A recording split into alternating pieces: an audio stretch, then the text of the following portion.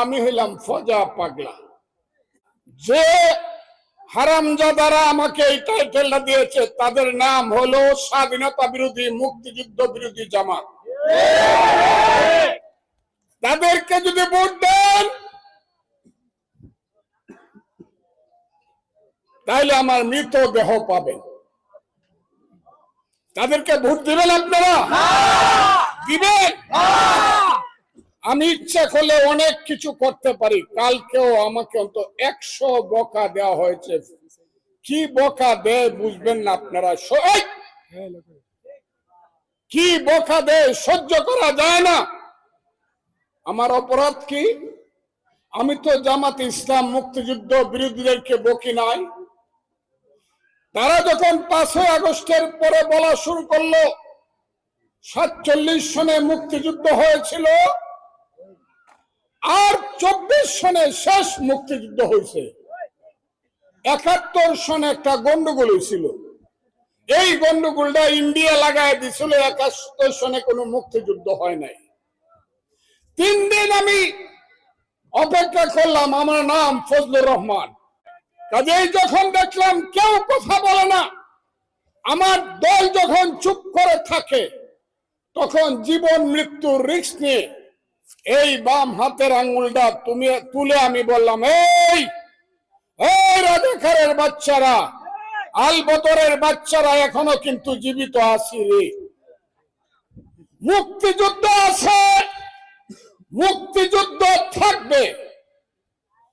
তোমরা যদি মুক্তিযুদ্ধকে শেষ করে দিতে চাও, তোমাদের সঙ্গে আরেকটা রাজনৈতিক যুদ্ধ আমাদের হবে। হ্যাঁ, বাপ দাদার নাম নাই, সানমরলের বিয়াই, হ্যাঁ, সাল নাই কুত্তার বাগানাম। কয়েকটা অস্ত্র শস্ত্র চুরি ডাকাতি করেছ 5ই আগস্টে কেন্দ্রিক। মনে করছো অস্ত্র দিয়া ফজলুর রহমানদেরকে হত্যা করলেই মুক্তিযুদ্ধ শেষ হয়ে যাবে? না। যে জামাতি বেটারা আমাকে, আমি এদেরকে বকা দিতে চাই না, আমাকে ফজা পাগলা পরে, এদের বয়স আমার চেয়ে 50 বছরের ছোট। এরা নাকি মুসলমান, এরা নাকি ইসলাম, এরা নাকি মহান ধর্মের রাজনীতি করে। আমি তাদের বাপের বড়। আমার নামটা বিকৃত ভাবে ফজা পাগলা ডাকে। এদের নেতা আছে, তার নাম হলো ডাক্তার শফিকুর রহমান।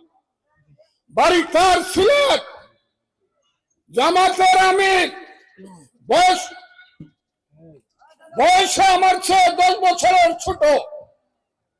উনিও বলেন নাই এই লোকটাকে। উনি কিন্তু আমাকে চিনে, উনি আমার পিছনে পিছনে ঘুরত। উনার যে নেতা মাহমুদুর রহমান মান্না যখন ছাত্রলীগের প্রেসিডেন্ট ছিল, আমিও ছাত্রলীগের প্রেসিডেন্ট ছিলাম। আমরা 2 বন্ধু যখন বক্তৃতা করতে যেতাম সিলেটে, এরা ঘুরতো আমাদের কর্মী ছিল। সেই লোকেরা যে গালি শুনলাম বন্ধুরা, যেভাবে অপদস্থ করা হচ্ছে, এখন বলা হচ্ছে বাংলাদেশ তারা রাখবে না। অনেক বুদ্ধিমান জ্ঞানী সাংবাদিক বুদ্ধিজীবী আমাকে ফোন করে বলে, ফজলু ভাই, আপনার এলাকাতে কি হবে জানি না, তবে জামাতের বোধহয় খুব একটা বড় বিজয় হয়ে যাবে। এইটা হইব বাংলাদেশ যদি নাম থাকে, এই দেশের নাম যদি বাংলাদেশ থাকে।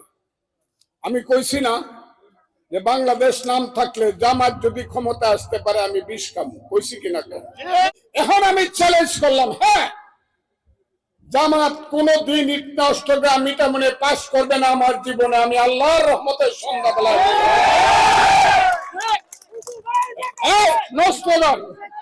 2, বাংলাদেশের নাম যদি বাংলাদেশ থাকে, তাহলে জামাত কোনদিন বাংলাদেশের ক্ষমতায় আল্লাহর রহমতে যেতে পারবে না। কারণ আল্লাহ মুনাফিকদেরকে কোনদিন ফেভার করবে না। এমন রাগ লাগে এই রাজাকারের বাচ্চারা, যারা আমার বক্তৃতা কাটছাট করে দেখাও, তারা বেজন্মা। তাদের মার সঙ্গে বাপের বিয়া কলমা পড়ে হয় নাই। যারা আমার বক্তৃতা আর সহ্য হয় না, আর সহ্য হয় না। আমার বক্তৃতা বাপের বেটা হলে সবটা দেখায়।